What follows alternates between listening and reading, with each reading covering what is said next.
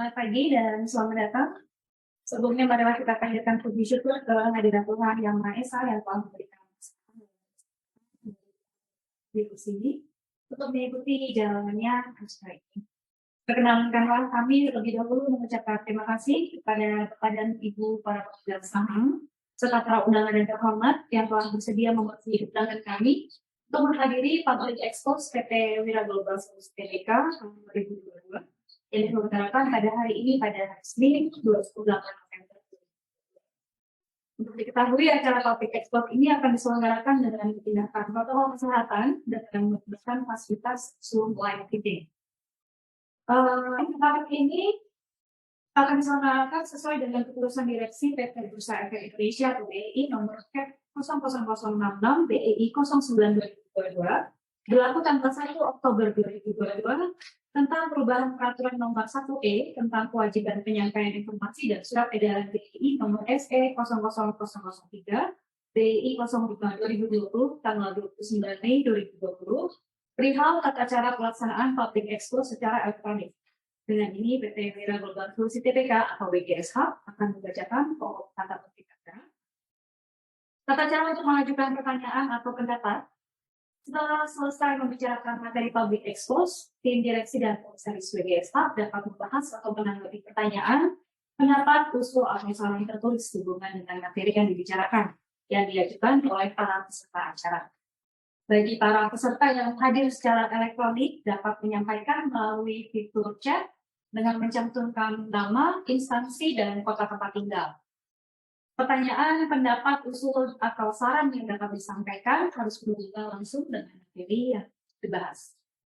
Dari para hadirin yang kami hormati, sebelum acara Public Expose WGSH 2022 ini dimulai, lebih dahulu kami memperkenalkan Dewan Komisaris dan Direksi Perseroan yang hadir dalam acara, maupun yang hadir melalui aplikasi Zoom. Kami mulai dari anggota Dewan Komisaris yang hadir dalam acara ini, yaitu Bapak Ikin Wirawan selaku Komisaris Utama, dan anggota direksi ada Bapak Edwin selaku Direktur Utama, Bapak Edward Setiawan selaku Direktur, Bapak Pingadil Jaya selaku Direktur, juga hadir bersama kami Bapak Darwis selaku Investor Relation, Bapak Iwan Darmawan Reza selaku Grup CEO, dan saya sendiri, Raffi Kirani selaku Corporate Secretary. Demikianlah pengantar kami. Selanjutnya kami akan memulai acara. Untuk itu akan kami serahkan kepada Direktur Utama perusahaan sebagai pimpinan acara. Pada Bapak Edwin kami persilakan. Selamat siang para pemegang saham, undangan dan hadirin yang hormati.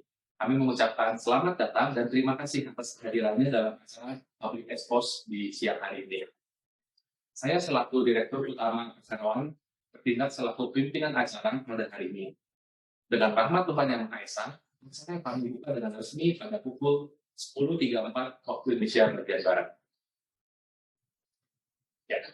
Hadirin yang kami hormati, berikut kami akan sampaikan materi Public Expose WGSH 2022 yang terdiri dari visi dan misi perseroan, bisnis model, tantangan dan peluang, serta rencana pengembangan bisnis dan kinerja keuangan di masa lalu dan summary atas potensi bisnis di masa yang akan datang. Untuk itu, mari kita lihat slide presentasinya.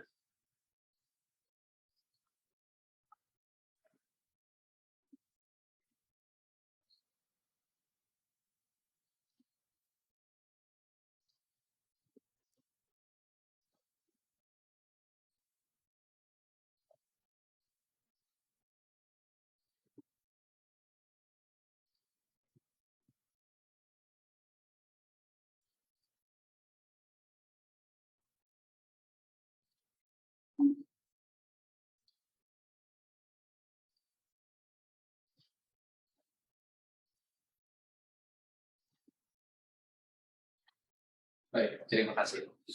Kita mulai dan start.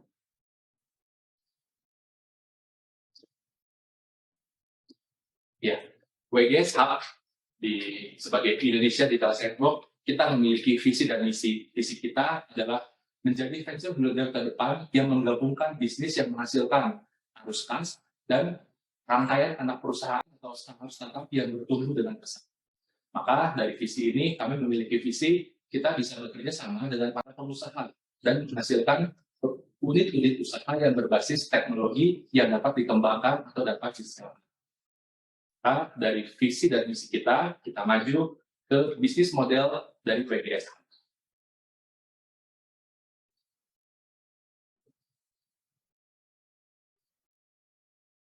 Secara umum, bisnis model WGS Hub kita bagi menjadi 3 bagian. Yang pertama adalah client vendor. Client vendor, di mana WGS Hub melalui ekosistemnya, melalui anak perusahaannya, menawarkan layanan solusi teknologi kepada vendor dan kepada klien-klien. Lalu yang kedua, skema bagi hasil. WGS Hub menawarkan kemitraan pendapatan atau kemitraan bagi hasil, di mana mitra bisa menggunakan intelektual yang dimiliki oleh WGS Hub dan ekosistemnya sehingga bisa melakukan potensi pertumbuhan lebih besar lagi dan melakukan bagi hasil. Lalu bisnis model yang ketiga yang WGS Hub miliki adalah bisnis model ekuitas, di mana WGS Hub menginvestasikan teknologinya kepada UMKM atau startup rintisan yang memiliki potensi keuntungan dan bisa mencapai nilai-nilai atau men-solve problem-problem yang ada di masyarakat. Maka dari itu, kita berinvestasi pada startup-startup atau UMKM. Melihat dari ketiga bisnis model yang kita miliki, kita akan lihat satu persatu apa saja contoh-contohnya yang sudah kita lakukan sampai sejauh ini. Tadi yang pertama adalah bisnis model client vendor. Ini adalah beberapa contoh client vendor yang telah kita jalani. Pertama, kita memiliki klien Telkom Group. Jadi kita ada project mengerjakan e-commerce. Lalu dengan Kominfo, Startup Acceleration. Lalu dengan Knowledge, klien kita adalah Knowledge Catalyst dengan projectnya blockchain untuk pendidikan. Lalu klien kita yang selanjutnya ada Goto. Dengan deskripsi pekerjaan adalah pelayanan mobile. Dan selain itu, kita ada beberapa subkontrak dari perusahaan induk kita, PT Walden Global Service, di mana deskripsi proyek-proyeknya kedatangan dari BCA, Credit Plus, Nutrifood, Alfamart, dan sebagainya. Nah, untuk menjadi lebih baik, untuk bisa memiliki lebih banyak lagi hubungan klien vendor, WGS Hub berkomitmen untuk lebih aktif lagi mensponsori acara-acara yang berkaitan dengan event-event seperti holding dan blockchain. Dan kita berpartisipasi dalam tender-tender yang jauh lebih besar. Itu dari client vendor atau tipe bisnis model yang pertama. Sekarang kita lihat tipe bisnis model yang kedua.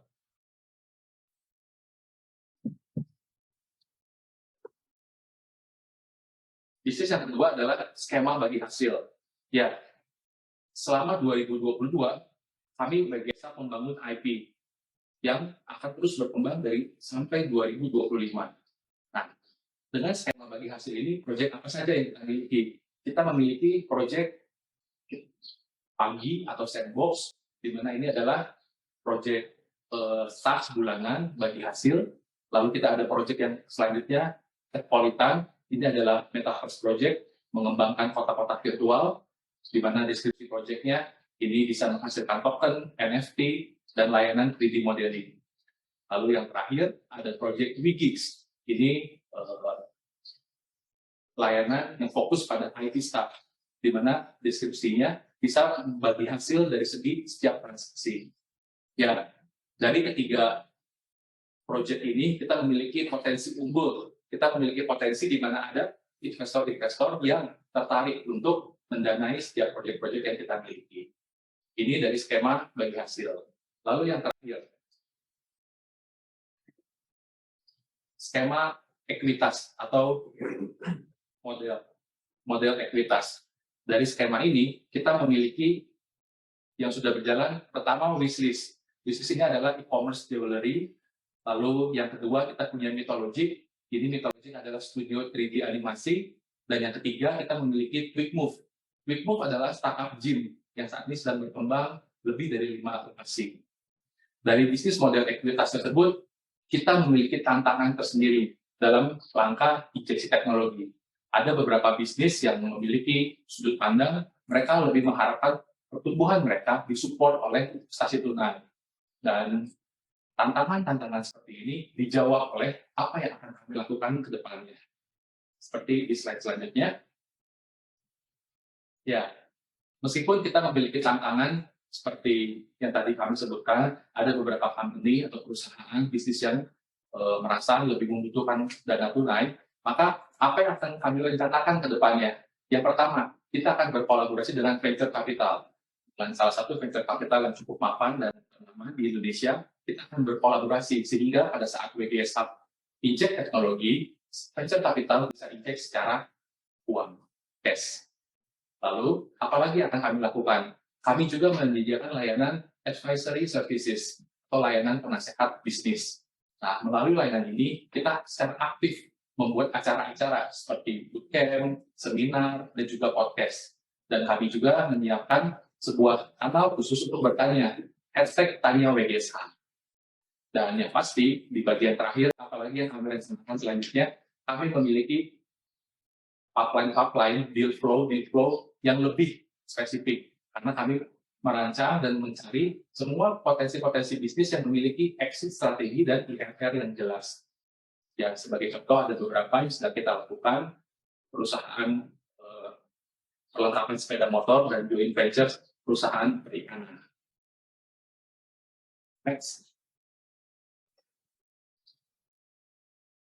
Ya, ringkasan dari apa yang kami kerjakan, apa yang kegiatan kami, pada akhirnya akan mendatangkan dua potensi pendapatan, baik pendapatan secara linear maupun pendapatan secara eksponensial yang memiliki potensi yang bisa berlipat. Baik, selanjutnya kami masuk kepada target finansial di 2022. Ya, untuk posisi finansial WGSH terlepas dari situasi ekonomi global yang agak suram beberapa tahun terakhir, kami sih masih melihat satu hal yang positif dari bisnis berjalan perusahaan kami, di mana di Juni 2022 kami masih bisa membook pertumbuhan yang cukup signifikan jika dibandingkan dengan performa kita di Juni 2021. Dan harapan kami sih mudah-mudahan di akhir tahun ini kita bisa melewati performance kita yang di 2021. Next. Karena pendekatan bisnis yang telah kami terapkan sepanjang tahun 2022, kami masih mengantisipasi adanya pertumbuhan laba bersih yang meningkat dibandingkan tahun sebelumnya. Baik, terima kasih Pak Iwan. Dengan demikian, berakhir sudah. Inilah materi dari Public Export WGS Hub 2022. Terima kasih. Oke, terima kasih Bapak Edwin dan Bapak Iwan. Bapak-bapak dan ibu-ibu, para pemirsa dan hadirin yang kami hormati, kami membuka sesi tanya jawab yang berkaitan dengan materi sebagaimana yang telah disampaikan. Silakan untuk menulis pertanyaan di kolom chat yang nanti akan disampaikan oleh Bapak Darwis. Silakan Darwis untuk menjawab pertanyaan yang telah masuk.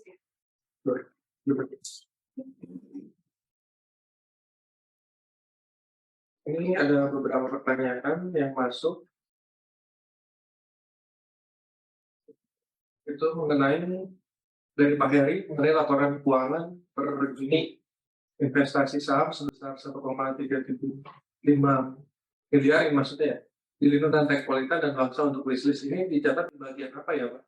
Dan bagaimana prospeknya, kemudian dari sisi kinerja berapa pencapaian laba dengan akhir Oktober dan target sampai akhir tahun. Mungkin Pak Iwan bisa bantu untuk menjawab. Boleh mungkin Baik. Silakan Pak mungkin saya bantu jawab. Jadi untuk investasi saham itu dicatatnya di neraca ya sebagai investasi ya, betul ya, di neraca sebagai investasi. Kemudian dari pencapaian laba sih kita memang sampai Juni kemarin kan cukup baik ya, sampai akhir tahun juga seharusnya sih jauh lebih baik dibanding 2021 kemarin gitu. Mungkin itu untuk pertanyaan lanjutan, mungkin kita ambil dari streamnya Stocklead, itu mengenai rencana 1 tahun ke depan dari WGSH. Oke, Pak Iwan? Rencana 1 tahun ke depan ya mungkin. Jadi kalau rencana 1 tahun ke depan sih memang seperti tadi dijelasin sama Pak Edwin. Jadi dari sisi core bisnis kita tetap harus berkembang karena di situ yang memang ya day-to-day cash flow-nya ya. Salah satunya melalui ya kita pengen coba partisipasi dengan saham, dan kita harus lebih sering ikut event kayak bulan ini itu kita ikut event dua, satu acara Blok Bali di Bali, dan itu banyak customer-customernya udah banyak gitu ya yang satu di Bali itu. Jadi kita ada rencana sih memang pengen expand ke Bali juga. Udah gitu acara yang besok jalan ada acara ODU, karena kita juga sebetulnya mitra ODU. Jadi dari ODU Hongkongnya juga memang ngasih kita banyak calon customer ya, gitu. Jadi itu dari core bisnisnya. Tapi seperti tadi dijelasin di slide-nya Edwin, jadi selain core business yang nopang kita day to day, kita ada harapan untuk exponential growth-nya, yaitu dari investment yang kita lakukan. Dan tentunya investment ini mayoritas kita nggak mau invest cash, kita maunya invest dalam bentuk teknologi. Nah, maka dari itu kita juga memang mencari perusahaan, mungkin kita lebih selektif ke depannya, mencari perusahaan yang ada kejelasan dari sisi internal rate of return atau exit strateginya. Jadi contoh misalnya salah satu startup kita misalnya QuickMove, kalau kita berhasil bantuin dapetin venture capital funding, maka secara balance sheet kita udah bisa bukuin profit dari investment itu, walaupun hanya secara IRR ya. Tapi ada beberapa perusahaan yang memang clear roadmap-nya ke IPO, ya kita tukeran dengan advisory, selain teknologi, itu kita bisa realisasiin bukan hanya laba di atas kertas, tapi juga cash-nya. Mungkin gitu sih. Ya, kemudian dari Pak Ilham menanyakan untuk sudah startup apa saja yang sudah berhasil dibangun selama 2022. Jadi kalau yang resmi itu di 2022 kita nambah 2 startup.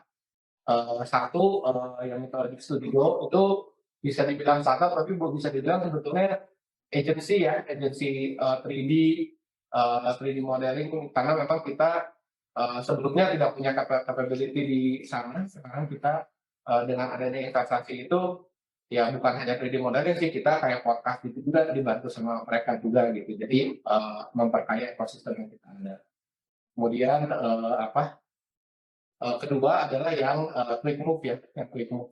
QuickMove itu juga itu startup gym, smart gym. Jadi kita bisa booking trainer dan gitu ya jadi tanpa orang ya di situ ya. Jadi gym QuickMove itu sekarang cabangnya udah ada 6, itu tanpa orang. Jadi kita masuk di sana training. Nah itu juga startup kedua yang kita udah resmi masuk di 2022. Kemudian kerjasama dengan Asia yang baru-baru ini, itu apa targetnya, dan bagi Esa melalui kerjasama itu menjadi seperti apa? Ya, jadi sama seperti, jadi ASA itu biasanya sama seperti yang lain, jadi kita invest dalam bentuk teknologi, karena ya banyak perusahaan seperti itu ya. ASA itu di bidang perikanan memang udah berdekade-dekade gitu istilahnya. Tapi kalau ngomongin teknologi, mereka buta dan butuh mitra gitu. Jadi kalau cuma bayar vendor mungkin mereka nggak percaya dan butuh yang long term gitu daripada hanya sekedar vendor. Makanya kita masuk sebagai mitra. Jadi kita investasikan capability kita dalam teknologi sehingga kita punya saham di joint venture itu. Tapi tentu kita sahamnya memang kita pengennya sih minoritas aja. Nah targetnya tentunya secara operasional dan bisnis model itu dari mereka. Tapi yang pasti sih targetnya tentunya pertama profit dan dividen. Selain itu juga mereka punya strategi corporate action yang mungkin joint venture ini ke depannya mungkin bisa IPO juga, kita mana tahu gitu. Seperti itu. Kemudian dari hari kontan dulu ya Pak ya. Ini satu, bagaimana aktivitas utama WGSA. Kedua, saat ini WGSA sudah menggandeng perusahaan mana saja dan berapa nilai pendapatan yang diraih. Yang ketiga, bagaimana gambaran rencana 2023, apa saja yang rencana bisnis yang ingin dilakukan. Itu yang paling penting. Nah, Jadi untuk yang nomor satu mungkin tadi udah dijelasin di slide aktivitas utama kita, yaitu application development and managed services ya. Jadi di sana yang kita day to day dapat cash flow-nya, beberapa klien yang tadi disebutin ada Telkom Group itu e-commerce B2B, procurement B2B, terus Kominfo, kalau Kominfo sih lebih menggandeng kita untuk membantu startup-startup yang mereka bina. Terus ada juga workshop dan sebagainya. Jadi itu aktivitas utama kita. Nomor dua tadi juga udah dijawab sebetulnya. Menggandeng perusahaan mana saja, mungkin ada ya tadi yang dibagi dua yang maksudnya menggandeng perusahaan yang dalam sisi kita jadi punya investasi. Tadi kita ada wishlist itu kita kerjasama dengan pabrik perhiasan kedua terbesar di Indonesia, begitu. Ada smart gym dan kedepannya tadi ada yang perikanan juga dengan AXA gitu. Jadi itu beberapa perusahaan yang menjadi mitra kita. Tapi ada juga mitra yang sifatnya yang mitra untuk aktivitas utama ya. Contohnya tadi Odoo misalnya. Odoo itu kan mitra juga disebutnya. Terus Vonage, kalau Vonage itu dia untuk API untuk WhatsApp conversation gitu. Jadi itu mitra-mitra yang udah ada juga gitu seperti itu. Gambaran rencana kerja di 2023. Jadi rencana kerja ya seperti tadi disampaikan ya kita juga pengen lebih baik dari sisi mendapatkan pipeline, makanya kita ngadain banyak event. Udah gitu kita kerjasama juga dengan venture capital gitu kan supaya kita dapetin pipeline yang lebih baik dan memiliki clear exit strategy atau IRR gitu. Itu beberapa rencana yang memang mungkin ada kalau ada kesempatan kita juga mau dapetin saham di perusahaan yang bisa menopang revenue dan profit kita. Itu sih. Kemudian ini yang sering ditanyakan di stream Stockdip, mungkin itu gamenya kapan rilis? Kalau dari kira-kira berapa potensi revenue yang bisa dihasilkan? Kalau game itu maksudnya game mungkin metaverse game itu memang kalau kita strateginya sih memang pengennya closer out sampai kita dapetin investor dan karena itu kan butuh waktu ya. Jadi lebih ke strateginya nyari investor dulu dan di game-nya itu untuk closer kerannya seperti itu.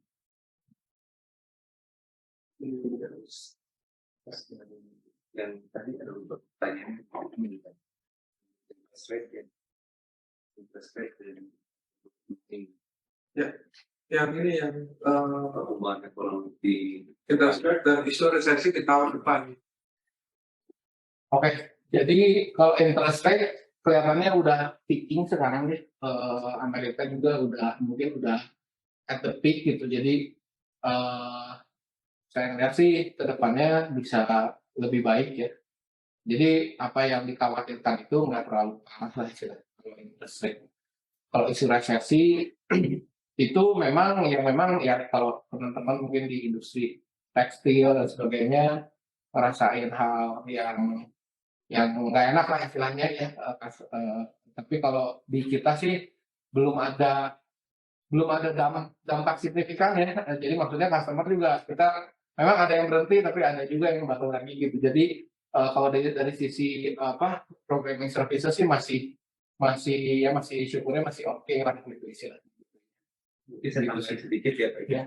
Jadi Bapak dan Ibu untuk masalah ini pertumbuhan ekonomi itu sebetulnya sih bisa jadi sebagai blessing in disguise buat kita juga gitu. Karena di sisi lain pada saat interest rate tinggi dan resesi naik biasanya beberapa korporasi itu justru melakukan perampingan dan efek dari perampingan itu supaya tidak berkurang produktivitasnya biasanya justru mereka akan lari ke kita untuk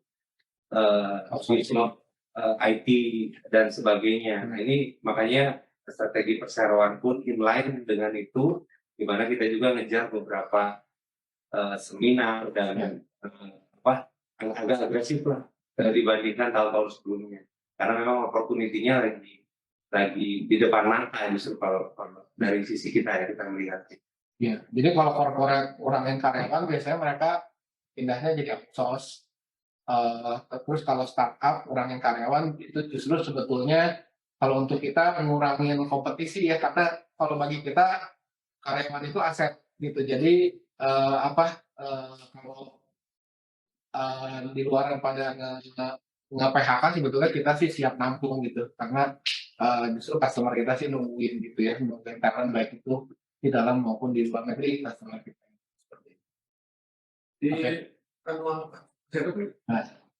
Januari 2020 Indonesia Peluang Desa menargetkan 5% dari ekonomi digital Indonesia pada 2030, yang berarti 26,5 triliun dari total 530 triliun digital ekonomi Indonesia 2030. Apakah ada update terkait hal ini dan apa target itu merupakan target yang sebenarnya bagaimana menurut saya merupakan target yang optimis. Ini saya coba untuk menjawab lebih dahulu. Target yang kita menargetkan 5% itu adalah GMV. Itu kalau kita ngomongin digital ekonomi 2030 itu merupakan totalnya adalah GMV, bukanlah valuasi. Jadi kalau misalnya kita nargetin GMV itu masih possible aja, karena itu masih ada 8 tahun ke depan. Which is dimana kayak misalnya beberapa unicorn yang ada di Indonesia juga membutuhkan waktu kurang lebih sama. Kurang lebih ada 4 sampai 8 tahun untuk evolve gitu. Jadi kalau apakah ini target optimis, bisa iya, bisa enggak. Tapi kalau menurut kami itu masih reasonable. Ya, kalau harus optimis kan. Iya, betul. Jadi mungkin penjelasan lanjutannya adalah itu GMV itu kan termasuk dari yang pendapatan yang dapat dari investasi kita gitu ya, bukan dari programming services gitu. Oke. Selanjutnya wishlist, berencana exit dari wishlist dan exitnya dengan cara apa? Mungkin itu Ya, jadi ya rencana exit itu kan dari pemegang saham mayoritas wishlist ya. Jadi dia yang pengen seperti itu, tapi tentunya ya kalau exit ya kita juga yang mampu. Exitnya caranya apa, itu yang masih kita pikirin gitu. kemudian lanjutnya. Nah, itu. Apakah ada perusahaan yang menjadi pesaing berat dalam menjalankan model bisnis sebagai SA dan kenapa mereka menjadi pesaing yang berat? Kalau boleh saya jawab dulu, Pak? Boleh. Jadi sebenarnya kalau untuk PGSA sendiri sebagai nggak hanya mengandalkan dari satu jenis stream of income. Jadi ada satu yaitu sebagai client vendor, kemudian bagi hasil, dan yang terakhir adalah venture builder. Jadi itu merupakan 3 jenis source of stream of income dari PGSA. Dan kalau misalnya disebutkan apakah ada pesaing berat, untuk venture builder ada, untuk bagi hasil juga pasti ada, untuk yang client vendor juga ada. Tapi kenapa mereka menjadi pesaing yang berat? Ya sebetulnya di persaingan semuanya pasti ada yang pesaing berat atau pesaing ringan. Itu sebetulnya bukan sesuatu yang perlu ditakutkan. Justru kita harus optimis ke depannya seperti apa. Tapi mungkin kalau jawaban dari saya sih, jadi kita tuh uniknya itu karena kita punya capability dan capacity dari IT development kita ya. Sedangkan kalau venture builder lain, venture capital lain ya, mainnya ya namanya adalah cash infusion. Kita teknologi capacity-nya gitu. Jadi itu yang sebetulnya mayoritas sih nggak ada ya. Itu yang menjadi keunggulan kompetitif kita. Itu sih.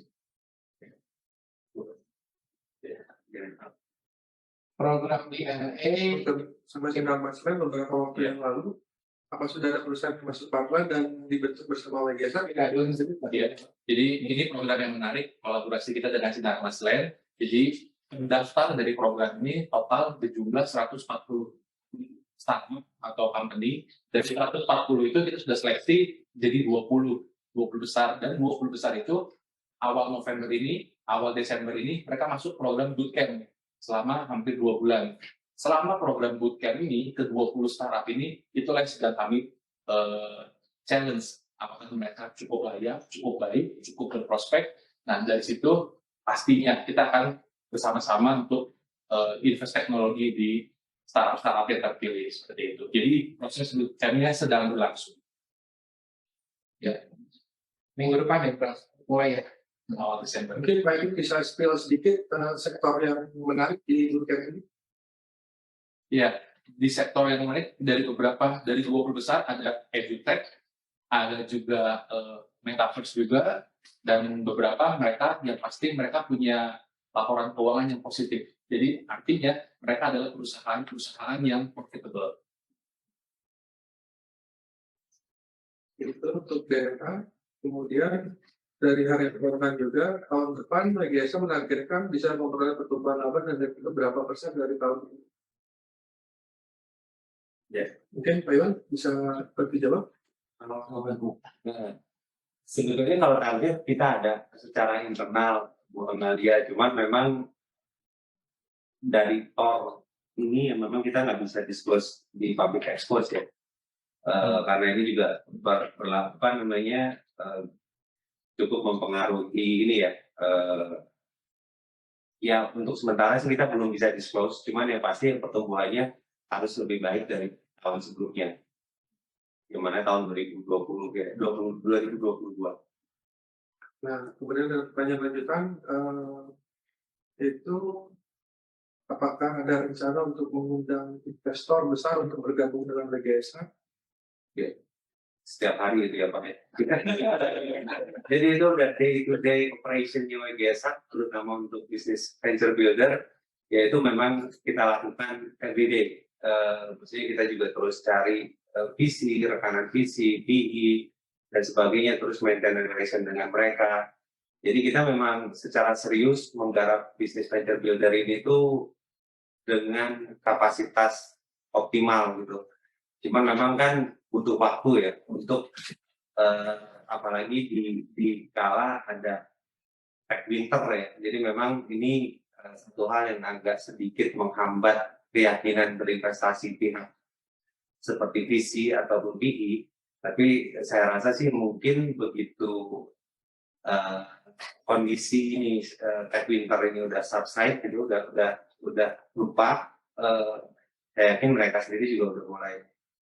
Mudah-mudahan bisa jadi partner jangka panjang kita gitu untuk startup bisnis venture builder yang kita bangun juga gitu.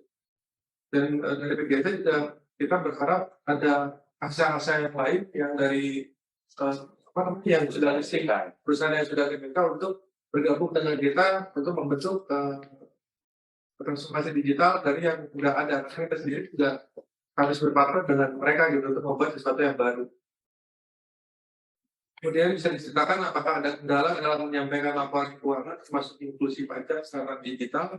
Soalnya ini perusahaan digital yang belum pernah saya dengar. Ini Pajak startup digital ya. Saya rasa sih kalau untuk penyampaian laporan pajak ya sebetulnya kan startup ini juga kalau misalnya dia dalam bentuk GMP itu pajaknya kan PPN ya. Masih ada pertambahan nilai yang memang harus di-adjust di harga jual vendor yang ada di aplikasi online store tersebut. Jadi kalau kita ngomongin startup digital itu produknya itu terlalu wide ya. Jadi memang dan masing-masing juga punya kebijakan perpajakan masing-masing. Gitu. Kalau misalnya startup F&B misalnya, otomatis PPN-nya otomatis itu sudah dikenakan dan secara perpajakan itu kan berdasar kalau misalnya di bawah 4,8 miliar ya, kenanya pajak UKM yang 2%. Jadi memang untuk mendetailkan satu persatu kendalanya gitu ya memang tergantung bisnis unit yang mau kita kerjasamain. Dan saat ini kita memang fokusnya bukan ke e-commerce tapi memang lebih ke beberapa investasi kita ini lebih fokus ke B2C ya, direct to customer gitu.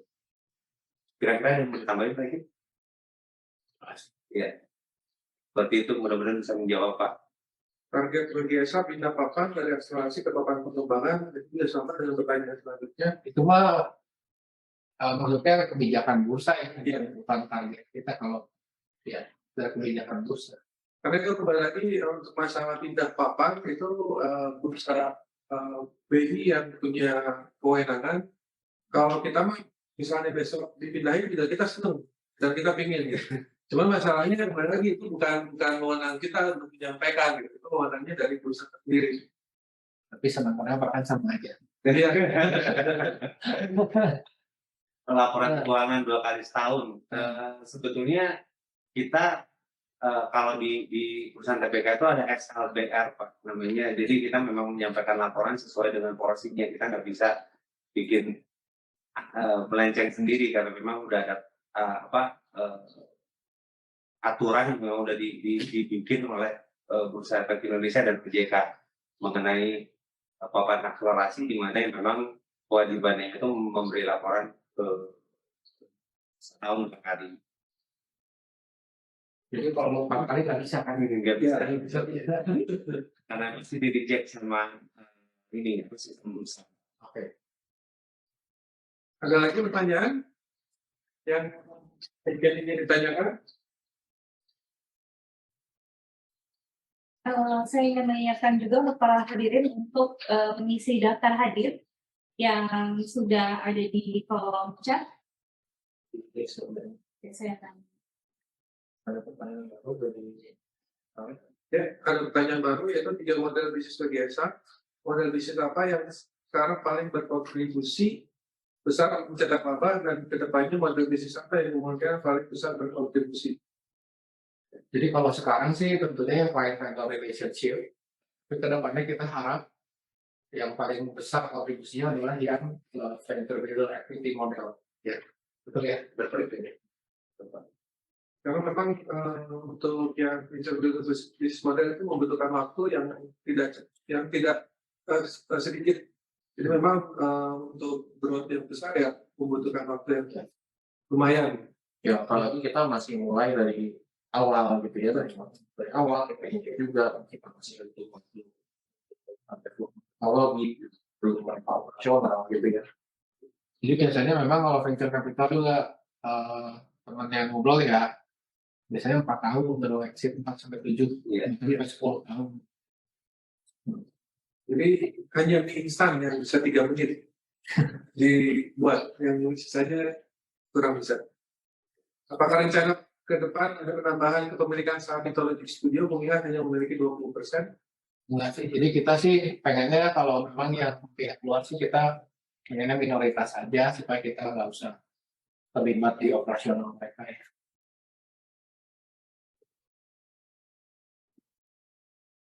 Ya, sesi pertanyaan sampai ke susah. Ada pertanyaan lain? Jika memang tidak ada pertanyaan lain, mungkin kita akan akhiri sesi tanya jawabnya. Oke. Ya, terima kasih Bapak dan Luis. Untuk materi public expose WDR Cup 2022 ini sudah bisa diakses di website Bursa IDX. Linknya sudah saya berikan di kolom chat. Bisa diakses juga dan nanti juga akan tersedia di website perusahaan kami di wdr.com. Dan Bapak Ibu mohon untuk mengisi data hadir karena nanti akan saya laporkan ke Bursa untuk para peserta yang sudah hadir kali ini. Dan terima kasih atas pertanyaan-pertanyaannya. Makasih juga untuk Pak Erwin, Pak Iwan, Pak Darwis, Pak Ikin, Pak Pinadi yang sudah menjawab. Dan kepada Ibu pemegang saham dan hadirin sekalian, demikianlah seluruh rangkaian acara Public Expose PT Wira Global Solusi Tbk tahun 2022 yang telah kita laksanakan dengan tertib dan lancar. Sekali lagi, terima kasih yang sebesar-besarnya atas kehadiran dan partisipasi Bapak Ibu sekalian. Selamat siang. Terima kasih. Terima kasih.